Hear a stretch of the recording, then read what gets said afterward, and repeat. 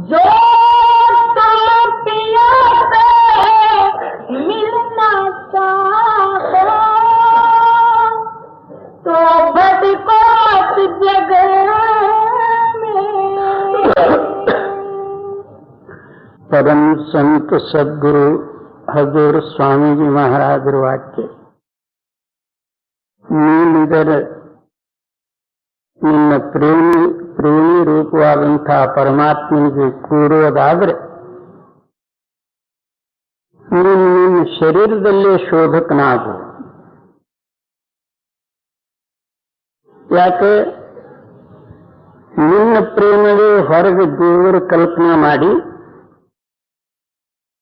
ಅಥವಾ ನಿನ್ನ ಪ್ರೇಮವೇ ಗ್ರಂಥಾದಿಗಳು ಓದಿ ಆ ಗ್ರಂಥದ ಅರ್ಥವೇ ನಿನ್ನ ಪ್ರೇಮವೇ ಗ್ರಹಣ ಮಾಡಿ ನೀನು ಅದರಲ್ಲಿ ತಿಳಿತಕ್ಕಂಥದ್ದು ಒಂದು ಕಲ್ಪನೆ ಮಾಡ್ತೀವಿ. ನೀನೇ ಪ್ರೇಮ ರೂಪ ಆಗಿದ್ದ ಪಕ್ಷದಲ್ಲಿ ಆ ಪ್ರೇಮ ರೂಪವಾದಂತಹ ಶಕ್ತಿ ನಿನ್ನ ಅಂತರದಲ್ಲೇ ಇರುತ್ತಿರಲಿಕ್ಕಾಗಿ ಮತ್ತು ನೀನು ದೇವಿ ದೇವತಾ ಅಥವಾ ವೇದ ಶಾಸ್ತ್ರ ಗ್ರಂಥ ಪುರಾಣ ಹುಡುಕುವುದು ಕಾರಣ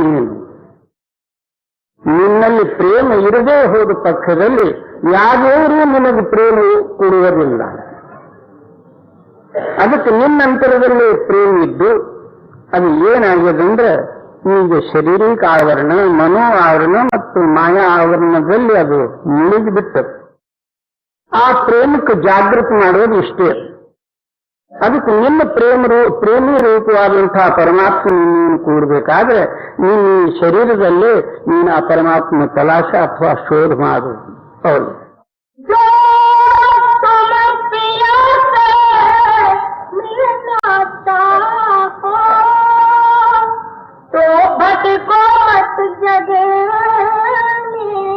ನಿನ್ನಲ್ಲಿದ್ದಂತಹ ಪ್ರೇಮಕ್ಕೆ ನೀನು ಹುಡುಕೋದಕ್ಕಾಗಿ ಪ್ರಪಂಚದಲ್ಲಿ ಯಾಕೆ ಓಡಾಡುತ್ತೀವಿ?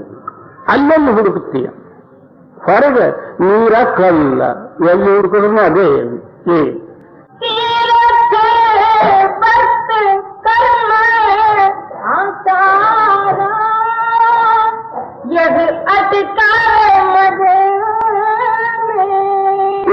ನಿಜವಾಗಿ ಆ ಪರಮಾತ್ಮನಿಗೆ ಕೂಡಬೇಕಂತ ಹೇಳಿ ಪ್ರಯತ್ನ ಪಟ್ಟಂತಹ ಪುರುಷರಿಗೆ ಮಧ್ಯದಲ್ಲಿ ಆತಂಕಗಳು ಬರ್ತಾವೆ.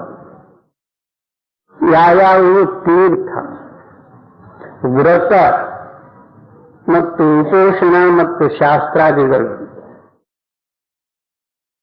ಒಬ್ಬೊಬ್ಬರು ಏನಂದ್ರೆ ಒಂದೊಂದು ಗ್ರಂಥದಲ್ಲಿ ತೀರ್ಥದ ಮಹಿಮೆ ಎಷ್ಟು ವರ್ಣನೆ ಮಾಡ್ಯಾರ.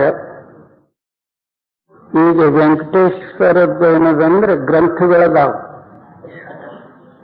1500 ರೂಪಾಯಿ ಕೊಟ್ರೆ ಅವು ಗ್ರಂಥಗಳು ಕೊಡ್ತಾರೆ ಎರಡು.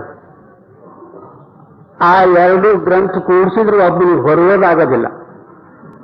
ಅಷ್ಟು ದೊಡ್ಡ ನನ್ನನ್ನು ಯಾರೋ ತಂದು ಕೊಟ್ಟಿದ್ದು ಅದ. ಇಷ್ಟು ಅಲ್ಲೇನದಂದ್ರೆ ಬರೀ ತೀರ್ಥದ ಮಹಿಮೆ. ಆ ತೀರ್ಥದಲ್ಲಿ ಸ್ನಾನ ಮಾಡೋದ್ರಿಂದ ಪಾಪ ಎಲ್ಲ ಹೋಗ್ತದ. ಇನ್ನ ನಮ್ಮ ಮನೆಯಲ್ಲಿರ್ತಕ್ಕಂಥ ನೀರು ತೊಳ್ಕೊಂಡ್ರೆ ಶುದ್ಧ ನೀರು ಇರುವುದರಿಂದ ನಮ್ಮ ಮೈ ಮೇಲಿನ ಮೈಲೆಲ್ಲ ಹೋಗಬಹುದು. ಪರಂತು ಅಲ್ಲಿ ಸ್ನಾನ ಮಾಡಿದ್ರೆ ಅಲ್ಲಿಗೆಲ್ಲ ಹೊತ್ಕೊಂಡು ಮನೆಗೆ ಬರೋದು ಮತ್ತಿಷ್ಟು. ತೀರ್ಥದ ಗತಿ ನೋಡಿದ್ರೆ ಇದು. ಇನ್ನು ವ್ರತ ಅಂದ್ರೆ ಉಪವಾಸ ಇರುವುದು. ಆ ದೇವ್ರ ವ್ರತ ಈ ದೇವ್ರ ವ್ರತ ಅಂತ ಹೇಳಿ ಉಪವಾಸ ಇರುವುದು. ತಾವು ವಿಚಾರ ಮಾಡಿ ನೋಡ್ರಿ, ನವರಾತ್ರಿಯಲ್ಲಿ ಕೆಲವು ಜನರು ಉಪವಾಸ ಇರ್ತಾರೆ, ಅಥವಾ ಶಿವರಾತ್ರಿ ಉಪವಾಸ ಇರ್ತಾರೆ, ಅಥವಾ ಏಕಾದಶಿ ನಾಳಿಗೆ ಅಂದ್ರೆ ಇವತ್ತಿನ ದಿವಸ ಮನೆಯಾಗ ಏನೇನು ತಂದಿಟ್ಟಿರ್ತಾರೆ. ನಾಳಿಗೆ ಏಕಾದಶಿಗೆಲ್ಲ ಇದು ತಿಂಡಿಗೆ ಬೇಕು ಅಂತ. ಅಂದ್ರೆ ನಾಳಿದ್ದಂತಹ ಊಟ, ನಾಳಿಗೆ ಮಾಡ್ತಕ್ಕಂಥ ಊಟ ಇವತ್ತು ಮಾಡಿಬಿಟ್ಟ. ಅದು ಯಾಕ್ರಿ ವ್ರತ. ಶಿವರಾತ್ರಿ ನಾಳೆ ಶಿವರಾತ್ರಿ ಬಂದ್ರೆ ಇವತ್ತು 3 ಗಾಳಿ ಏಟ್ ಹಾಕು ಯಾಕೆ ಉಪವಾಸ ಇರಬೇಕಾಗ್ಯದ ಅಂದ್ರೆ ಇವನು ಮೊದಲೇ ಉಪವಾಸ ಇದ್ದ ಅಂತೇಳಿ 3 ಹೊತ್ತು ಏಟ್ ಹಾಕಿ ಉಪವಾಸ ಅಂದ್ರೆ ಶರೀರಕ್ಕೆ ನೀನು ಉಪವಾಸ ಇಟ್ಟು ಮನಸ್ಸು ಮಾತ್ರ ಅದು ಮೊದಲೇ ಊಟ ಮಾಡಿಬಿಡ್ತು. ಅದಕ್ಕೆ ನಿಂತಾರೆ ಈ ವ್ರತನೂ ಆ ಪರಮಾತ್ಮ ಮುಟ್ಟಿಸ್ತಕ್ಕಂಥ ಮಾರ್ಗ ಅಲ್ಲ. ಅವರೇ ಕರ್ಮ ಆಚಾರ. ಇನ್ನು ಕರ್ಮಕಾಂಡಗಳು ಯಾವುದೇ ಒಂದು ದೇವರು ನಮ್ಮ ಹೃದಯದಲ್ಲಿ ಇಷ್ಟ ಧಾರಣೆ ಮಾಡುವುದು, ಆ ದೇವರಿಗೆ ವಿಶೇಷ ಮಹತ್ವ ಕೊಟ್ಟು ಆತನ ದಾಸ ತಾನೇ ಆಗುವುದು, ತಾನೇ ಒಂದು ಭಾವಿಸುವುದು. ಆ ಭಾವದ್ದೇನದಿಂದ ತಾನೇ ದಾಸನಾಗಿ ನೀನ್ಯಾರೆಂದ್ರೆ ನಾನು ಶಿವಭಕ್ತ, ನೀನ್ಯಾರೆಂದ್ರೆ ನಾನು ಹರಿಭಕ್ತ, ನೀನ್ಯಾರೆಂದ್ರೆ ನಾನು ದೇವಿ ಭಕ್ತ. ಬರೀ ಸುಮ್ಮನೆ ಕಲ್ಪನೆ. ಆ ಭಕ್ತರಾಗಿ ಜನ್ಮ ಅದರಲ್ಲಿ ಕಾಕೊಂಡು ಬಿಡುವುದು. ಆ ಭಕ್ತರದು ಆ ದೇವಿ ದೇವತಾದಿಗಳದ್ದು ಏನಂತಂದ್ರೆ ಉಪಾಸನಾ ಕರ್ಮ ಕಾಂಡಾದಿಗಳು ಮಾಡೋದು, ಅಲ್ಲಿ ಹೋಗೋದು, ನಮಸ್ಕಾರ ಮಾಡೋದು, ಪೂಜೆ ಮಾಡೋದು, ಗಂಟೆ ಬಾರಿಸೋದು, ಅಥವಾ ಏನಾದ್ರೂ ನೀವು ಸಹಿತ ಪ್ರಸಾದ ಸಿಕ್ಕು ಬಾಯಿ ಹಾಕೊಂಡು ಮನೆಗೆ ಬರೋದು. ಇದೇನಂದ್ರೆ ಕರ್ಮಗಳು. ಇಂಥ ಕರ್ಮ ಮಾಡೋದ್ರಿಂದ ನಿಮ್ಗೆ ಮುಕ್ತಿ ಸಿಕ್ಕಿತ್ತ ಹೇಗೆ? ನಿನ್ನಲ್ಲಿದ್ದಂತಹ ದೇವರ, ನಿನ್ನಲ್ಲಿದ್ದಂತಹ ಪ್ರೇಮ ಶಕ್ತಿ, ನೀನು ಹೊರಗಿಂಥ ಸುಳ್ಳು ಕರ್ಮ ಮಾಡೋದ್ರಿಂದ ಆ ಪ್ರೇಮ ಶಕ್ತಿ ಜಾಗೃತ ಆಗಿತ್ತ ಹೇಗೆ?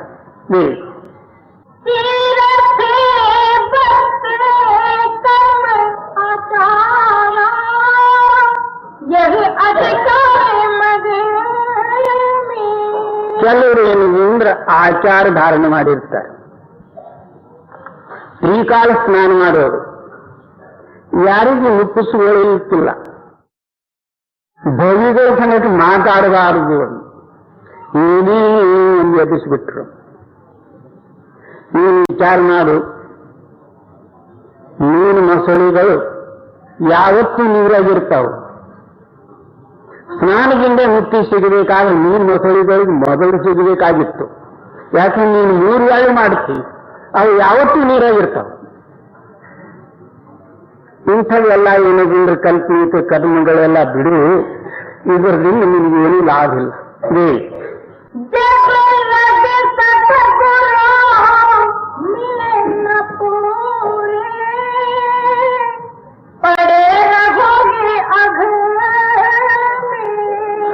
ಎಲ್ಲಿವರೆಗೂ ಕೂಡ ಸದ್ಗುರುಗಳು ಸಿಗೋದಿಲ್ಲ, ಅಲ್ಲಿವರೆಗೂ ಇಂಥ ಕರ್ಮರೂಪವಾದಂಥ ಬಂಧನದಿಂದ ಕಡೆಗೆ ಮಾಡುವುದಕ್ಕೆ ಯಾರೂ ಹೇಳುವುದಿಲ್ಲ. ಇತ್ಲಾಗ ಹೇಳಿದ್ದೆ ಅನ್ನೋದಂದ್ರೆ ವೇದಾಂತ. ವೇದಾಂತ ಸಮಾಪ್ತ ಆದ ಕೂಡಲೇ ಲಕ್ಷ್ಮಣ ಅಂತ ಬರ್ತದೆ. ಒಂದು ತಟ್ಟೆ ತಗೊಂಡು ಅದರ ಹೊರದಲ್ಲಿ ದೇವಿ ಹಚ್ಚಿ ಎಲ್ಲರಿಂದ ಒಯ್ದು ತೋರಿಸೋದು. ನಾನು ಕೊಡ್ಲಿಲ್ಲ ಅವನು ಮಾರಿಗೆ ಮುಖಕ್ಕೆ ಹಚ್ಚಿ ಬಿಡೋದು. ಯಾಕಪ್ಪ ಅಲ್ಲಿ ಮೊದಲು ವೇದಾಂತ ಹೇಳಿದ್ವಿ, ಬ್ರಹ್ಮಸ್ವರೂಪ ಸಿದ್ಧಾಂತ ತರಿಸಿದ್ವಿ, ಮತ್ತೆ ಇದು ಯಾಕೆ ತಟ್ಟೆ ಯಾಕೆ? ಈ ಹೇಳೋದೇನದಂದ್ರೆ ವೇದಾಂತ, ಮತ್ತಿತ್ತಾಗ ಏನದೊಂದು ನೋಡಿದ್ರೆ ಕರ್ಮಕಾಂಡ. ಅಂದ್ರೆ ಇದು ಏನದಂದ್ರೆ ಎಲ್ಲ ಹಣ ಜಗ್ಗುವುದು ಒಂದು ಯುಕ್ತಿ.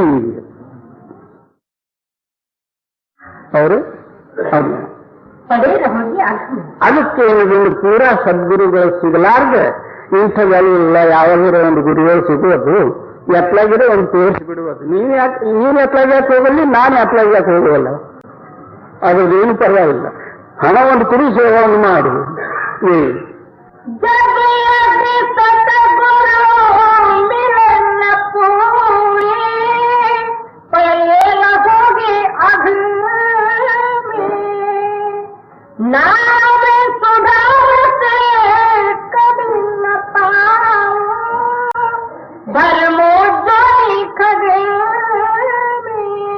ಪೂರಾ ಸದ್ಗುರುಗಳು ಸಿಗಲಾರದೆ ನಾಮಾಮೃತ ನಿಮಗೆಂದೂ ಪ್ರಾಪ್ತ ಆಗುವುದಿಲ್ಲ. ಎಲ್ಲಿವರೆಗೂ ನಾಮಾಮೃತ ನಿಮ್ಮ ಅಂತರದಲ್ಲಿ ಪ್ರಗಟ ಆಗುವುದಿಲ್ಲ, ಅಲ್ಲಿವರೆಗೂ ವಿಷಯ ರಸ ತ್ಯಜಿಸುವುದಕ್ಕೆ ನಿಮ್ಮಲ್ಲಿ ಶಕ್ತಿಯೇ ಇರುವುದಿಲ್ಲ. ನಾವು ಬೇಕಾದಷ್ಟು ಹೊರಗಿಂದ ಬಿಟ್ಟನ್ನು ಮಾಡಿರ್ತೇವೆ, ಒಳಗೆ ತುಂಬಿಕೊಂಡಿರ್ತೇವೆ. ಅದು ಬಿಟ್ಟಿದ್ದು ಯಾಕಂದ್ರೆ ಸಿಗಲಾರದ ಪಕ್ಷದಲ್ಲಿ ಸಿಗೋದಿಲ್ಲ ಅಂದ್ರೆ ನನಗೆ ಬೇಡ, ಸಿಕ್ಕರೆ ಪರವಾಗಿಲ್ಲ ಅಂದ್ರೆ ಅದೇನು ಬಿಟ್ಟಂಗಾಯ್ತು. ಸಿಕ್ಕರೆ ಸಹಿತ ಅದರ ಸಂಗಡ ಏನದೊಂದು ತಿರಸ್ಕಾರ ಭಾವ ಇತ್ತು ಅಂದ್ರೆ ಒಂದು ಬಿಟ್ಟಿದ್ದ ನಿಜತ್ವ. ಸಿಗಲಾರ ಪಕ್ಷದಲ್ಲಿ ನಾವೆಲ್ಲ ಅದು ತ್ಯಜಿಸಿದೆವು. ಒಂದು ಹುಲಿಗೆ ಹಸುವಾಗಿತ್ತು ಬಹಳ, ಅತ್ಲಾಗಿತ್ಲಾಗ ನೋಡ್ತು, ಎಲ್ಲಿ ಯಾವ ಸಣ್ಣ ಸ್ವಾಪದಿಗಳು ಕಾಣಿಸಲಿಲ್ಲ. ಒಂದು ಕೋಚ್ ಮಾತ್ರ ಏನದಂದ್ರೆ ಒಂದು ಗಿಡದ ಮೇಲೆ ಕೂತಿತ್ತು. ಹುಲಿ ಏನ್ ಮಾಡ್ತು, ಈಗ ನನಗೆ ಗಿಡ ಹತ್ಲಿಕ್ಕೆ ಬರೋದಿಲ್ಲ, ನನಗೆ ನೋಡಿ ಕೋಚ್ ಕೆಳಗೆ ಬರೋದಿಲ್ಲ. ಇಲ್ಲಿ ಏನಾದ್ರೂ ಒಂದು ಯುಕ್ತಿ ಯೋಜನೆ ಮಾಡಬೇಕಂತ ಹೇಳಿ ದೂರಿಂದ ಒಂದು ಮೊದಲು ಏನದಂದ್ರೆ ಉಪ್ಪಂತ ನೆಲ ಊದುವುದು, ಒಂದು ಹೆಜ್ಜೆ ಅದ್ರ ಮೇಲೆ ಎತ್ತಿಡುವುದು, ಮತ್ತೊಂದು ಹೆಜ್ಜೆ ಇಡುವ ಕಾಲಕ್ಕೆ ಮತ್ತೆ ಏನದನ್ನ ನೆಲ ಊದುವುದು, ಮತ್ತೆ ಅದ್ರ ಮ್ಯಾಗ ಏನದು ಒಂದು ಕಾಲು ಎತ್ತಿಡುವುದು. ಮ್ಯಾಗ ಕೂತು ಇದೆಲ್ಲ ನೋಡ್ತಿತ್ತು. ಮ್ಯಾಗಿಂದ ಕೇಳ್ತದೆ, ಏನ್ರಿ ಹುಲಿಯಪ್ಪನವರ, ಮತ್ತೆ ಈ ಪ್ರಕಾರ ತಮ್ಮದೇನದಂದ್ರೆ ನಡಾವಳಿ ನಡೆದದ, ಅದ್ರ ಕಾರಣ ಏನು? ಅವಾಗ ಕೋಚ್ ಏನೇನು ಕೋಚು ಅದೇನ ನಿನಗೆ ಗೊತ್ತಿಲ್ಲ, ನಾನು ಸಾಧುವಾಗಿದ್ದೀನಿ, ಮತ್ತೆ ಅಹಿಂಸೆ ಕರ್ಮೋ ಧರ್ಮ ಸ್ವೀಕಾರ ಮಾಡೀನಿ ಅಂದ್ರೆ ನನ್ನ ಕಾಲು ಕೆಳಗೆ ಇರಿಗಿ ಸಹಿತ ಸಾಯಬಾರ್ದು. ಅದಕ್ಕಾಗಿ ನಾನು ಮೊದಲು ಏನಂತಂದ್ರೆ ಊರಿ ಅಲ್ಲಿಗೆ ಹೆಜ್ಜೆ ಇಡ್ತೀನಿ. ಆವಾಗ ಕೋಟಿ ಇನ್ನು ಇಂಥ ಮಹನೀಯರ ದರ್ಶನ ಹ್ಯಾಕ್ ಕಳ್ಕೋಬೇಕಂತೇಳಿ ಮ್ಯಾಗಿನ ಕೆಳಗಿಳಿತು. ಇಳಿದು ಹೋಗಿ ಹುಲಿ ಮಹಾರಾಜರಿಗೆ ನಮಸ್ಕಾರ ಆಗ್ತು. ನಮಸ್ಕಾರ ಆಗಿದ ಕೂಡಲೇ ದಪ್ಪನಿವ್ರಿಗೆ ಬಿಟ್ಟು ಹಿಡಿದು ನಿನಗೆ ತಿಂತೀನಿ ಏಳು ಸ್ವಾಮಿ, ಮತ್ತು ಮೊದಲೇನೆ ಅಹಿಂಸೆ ಧರ್ಮ ಪರಮೋ ಧರ್ಮ ಸ್ವೀಕಾರ ಮಾಡಿದ್ರಿ, ಮತ್ತು ಈಗೇನು ನನಗೆ ಹಸುವಾಗಿತ್ತು, ಹಸುವಾದ ಕಾಲದಲ್ಲಿ ಬೇಕಾದ ಧರ್ಮ ಆದ್ರೂ ನಡೀತದ. ಯಾವ ಧರ್ಮ ಅದನ್ನು ಪರವಾಗಿಲ್ಲ. ಅಷ್ಟರಲ್ಲಿ ಒಂದು ಮರಿ ಬಂತು. ಆವಾಗ ಕೋತು ಪ್ರಾರ್ಥನೆ ಮಾಡುತ್ತದೆ, ನೋಡಪ್ಪ ಇಂಥ ಅನ್ಯಾಯ, ಇವು ಮೊದಲು ಏನಂದ್ರೆ ಮಹಾಸಾಧುಗಳಾಗಿದ್ರು, ನಾನು ಏನಂದ್ರೆ ಸಾಧುಗಳ ದರ್ಶನಕ್ಕಾಗಿ ಹೋದ್ರೆ ಮತ್ತೀಗ ನನಗೇನದಂದ್ರೆ ಪ್ರಾಣಿಗಳು ಬಿಡ್ತಕ್ಕಂಥ ಸಮಯ ಬಂತು, ಅದಕ್ಕೆ ನೀನಾದರೂ ನ್ಯಾಯ ಹೇಳು. ಎಲ್ಲ ಪಶುಗಳಲ್ಲಿ ನರಿ ಮಹಾ ಚಲಾತಿರ್ತದೆ. ಆವಾಗ ಆ ನರಿ ಏನಂತದ, ನೀನು ಯಾವ ಗಿಡದ ಮ್ಯಾಲ ಇದ್ದೋ ಅದು ನಾನು ನೋಡಿಲ್ಲ, ನೀವು ಹುಲಿ ಮಹಾರಾಜರು ಎಲ್ಲಿದ್ರು ಅದನ್ನು ನಾನು ನೋಡಿಲ್ಲ, ನೀವು ಇಬ್ಬರು ಏನಂದ್ರೆ ನಿಮ್ಮ ಸ್ಥಾನದಲ್ಲಿ ಹೋಗಿ ನಿಲ್ಲರಿ, ನೀವು ಹುಲಿಯಪ್ಪನವ್ರು ಹೇಗೆ ಊದಿ ಹೆಜ್ಜೆ ಇಡ್ತಿದ್ರು ಅದನ್ನ ನಮ್ಮ ಎದುರು ಇಡ್ಲಿ, ನೀನು ಇವರು ಮಹನೀಯರಂತ ಹೇಳಿ ತಿಳಿದು ಹೇಗೆ ಮ್ಯಾಗಿಂದ ಬಂದು ಅವ್ರಿಗೆ ನಮಸ್ಕಾರ ಮಾಡಿದ್ವು ಅದು ನಾನು ಪ್ರತ್ಯಕ್ಷ ನೋಡ್ತೀನಿ, ನೋಡಿದ ನಂತರ ನ್ಯಾಯ ಕೊಡ್ತೀನಿ. ಹುಲಿಗೆ ಅದು ಸರಿಯಾಗಿ ಕಂಡು ಬಂತು. ಯಾಕಾಗಲ್ದು ಅಂತ ಹೇಳಿ ಬಿಟ್ಟು ತನ್ನ ಹಿಂದಕ್ಕೆ ಸರಿದೋಯ್ತು. ಈ ಕೋತಿ ತತ್ಕಾಲ ಹಾರಿ ಹೋಗಿ ಗಿಡದ ಮ್ಯಾಗ ಕೂತ್ಬಿಡ್ತು. ಆ ನರಿ ಏನಿತ್ತು ಅಲ್ಲಿ ರಂಧ್ರಿತ್ತು, ಅದ್ರಾಗ ಸೇರಿಬಿಡ್ತು. ಆಯ್ತು ನೋಡಿ ನ್ಯಾಯ.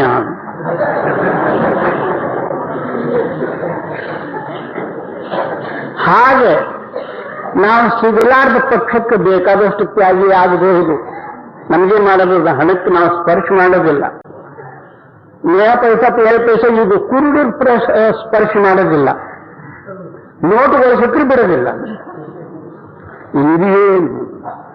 ಹಾಗೆ ಸಂಸಾರಿಕ ಸಾಮಗ್ರಿ ಸಿಗಲಾರದ ಪಕ್ಷದಲ್ಲಿ ನಾವು ಬೇಕಾದಷ್ಟು ತ್ಯಾಗಿ ಆಗಬಹುದು. ಒಳಗೆ ಹೃದಯದಲ್ಲಿ ತ್ಯಾಗ ಬೇಕು. ಅವರು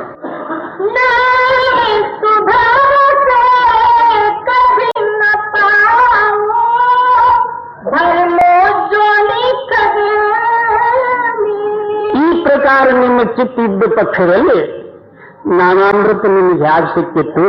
ಮತ್ತ ಏನಿದೆ ಅಂದ್ರೆ ಜಹಾ ಆಶಾ ತಹ ಭಾಷ.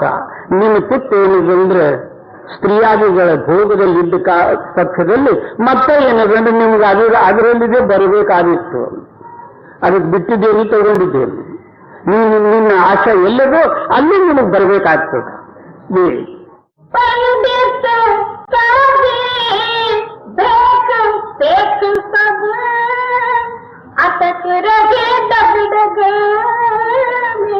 ದೊಡ್ಡ ದೊಡ್ಡ ಪಂಡಿತರು, ಶಾಸ್ತ್ರಿಗಳು, ಕಾಜಿ, ಮುಲ್ಲಾ, ಮೌಲ್ವಿ, ಮುಜಾವರ್ ಇವೆಲ್ಲ ಏನಿದೆ ಎಲ್ಲಿದಲ್ಲಿ ನಿಂತು ಬಿಟ್ಟಾವ.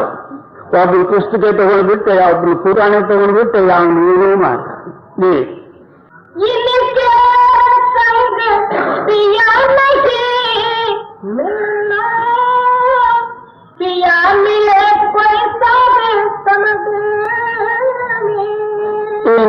ಇವ್ರ ಸಮಾಗಮದಿಂದ ನಿನಗೆ ಪರಮಾತ್ಮ ಎಂದು ಸಿಗೋದಿಲ್ಲ. ನಿನಗೆ ನಿಜವಾಗಿ ಪರಮಾತ್ಮ ಬೇಕಾಗಿದ್ರೆ ಯಾರು ಸಾಧನೆ ಮಾಡತಕ್ಕಂಥ ಸಾಧು ಜನರ ಸಮಾಗಮದಲ್ಲಿ ಹೋಗು. ಸಾಧನೆ ಇರಲಾರ್ದೆ ಬರೇ ಜೋಳು ಕೊಚ್ತಾವಂದ್ರೆ ಅವ್ರ ಸಮಾಗಮದಲ್ಲಿ ಹೋಗ್ಯಾರ.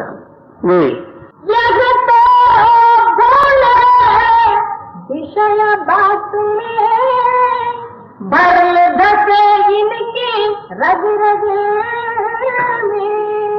ಇವ್ರು ಎಷ್ಟು ವಾಚಕ ಜ್ಞಾನಿಗಳದಾರು, ಇವೇನಿದೆ ಅಂದ್ರೆ ಭ್ರಮದಲ್ಲಿ ಮರ್ತು ಬಿಟ್ಟಾರೆ. ಮತ್ತೆ ವಿಷಯ ವಾಸನಗಳು ರೋಮದಲ್ಲಿ ತುಂಬಿ ಬಿಟ್ಟಾವ. ಇನ್ನು ಅಂಥವ್ರು ನಿನಗೇನು ಮುಕ್ತಿ ಕೊಟ್ಟಾರ?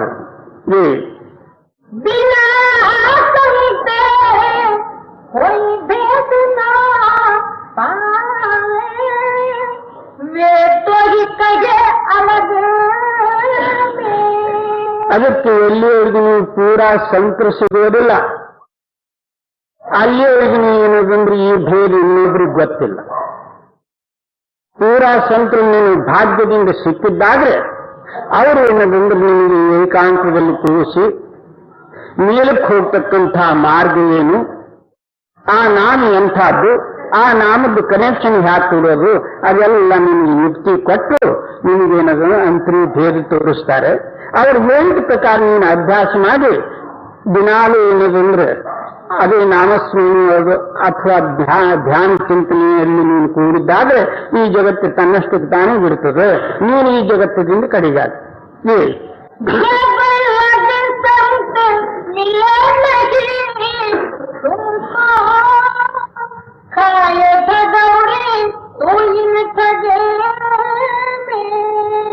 ಎಲ್ಲಿವರೆಗೂ ಪೂರಾ ಸಂತರ ಸಿಗೋದಿಲ್ಲ ಅಲ್ಲಿವರೆಗೂ ಈ ಮೋಸಗಾರ ಮಾತ್ರ ನೀನು ಬಿಟ್ಟಿದ್ದಲ್ಲ.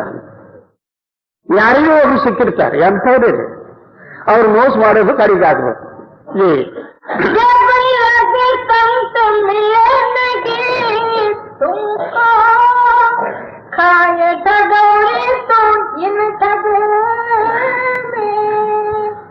ರಾಧಾ ಸ್ವಾಮಿ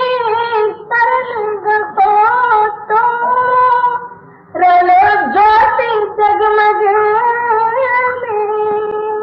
ಅದಕ್ಕೆ ರಾಧಾಸ್ವಾಮಿ ಶರಣು ಹೋಗಿದ್ದಾದ್ರೆ ನಿಮ್ಮ ಅಂತರದಲ್ಲಿರ್ತಕ್ಕಂಥ ಪ್ರಕಾಶ ರೂಪವಾದಂತಹ ಶಕ್ತಿಯಲ್ಲಿ ನೀನು ಪ್ರಕಾಶ ರೂಪನೇ, ಆ ಪ್ರಕಾಶದಲ್ಲಿ ಕೂಡಿ ನೀನು ಮುಕ್ತನಾಗಬಹುದು. ಕೆಲವು ಜನರು ರಾಧಾಸ್ವಾಮಿ ಅಂದ್ರೆ ಏನು, ಇದೊಂದು ಹೊಸ ಹೆಸರು ಕೇಳೋದ್ರಲ್ಲಿ ಬಂತು. ರಾಧಾಸ್ವಾಮಿ ಅಂದ್ರೆ ಏನು? ರಾಧಾಸ್ವಾಮಿ ಅಂದ್ರೆ ಮೇಲಿಂದ ಬರ್ತಕ್ಕಂಥ ಧಾರ, ಚೇತನ ಧಾರ ಅಥವಾ ಶಬ್ದ ಧಾರ. ಆ ಧಾರ ಬಂದು ಎರಡು ನೇತ್ರದ ಮಧ್ಯದಲ್ಲಿ ನಿಂತು ನಮ್ಮ ರೋಮದಲ್ಲಿ ವ್ಯಾಪಕವಾಗಿದೆ. ಅದು ನಾವು ತಿರುಗಿ ಮೇಲಕ್ಕೆ ಹೋಗೋ ಕಾಲದಲ್ಲಿ ಏನಾಗ್ತದೆ, ಧಾರಾದ್ದು ಉಲಟ ರಾಧಾ ಆಗ್ತದೆ. ರಾಧಾ ಅಂದ್ರೆ ನೀವು ಕೃಷ್ಣನ ಹೆಂಡತಿ ತಿಳಿದಾಡ್ರಿ. ನಾವು ತಿರುಗಿ ಹೋಗೋ ಕಾಲಕ್ಕೆ ಧಾರಾದೂಲಟ ರಾಧಾ ಆಗ್ತದೆ. ಸ್ವಾಮಿ ಏನಂದ್ರೆ ಸ್ವಯಂ ಶಕ್ತಿ. ಈ ಧಾರ ಏನಿದ್ರಿಂದ ಆ ಸ್ವಯಂ ಶಕ್ತಿ ಅಥವಾ ಸತ್ಯ ಶಕ್ತಿಗೆ ಕೂಡುವ ಹೆಸರು ರಾಧಾಸ್ವಾಮಿ. ಅದಕ್ಕೇನಂತಾರೆ ಅವರು? ರಾಧಾ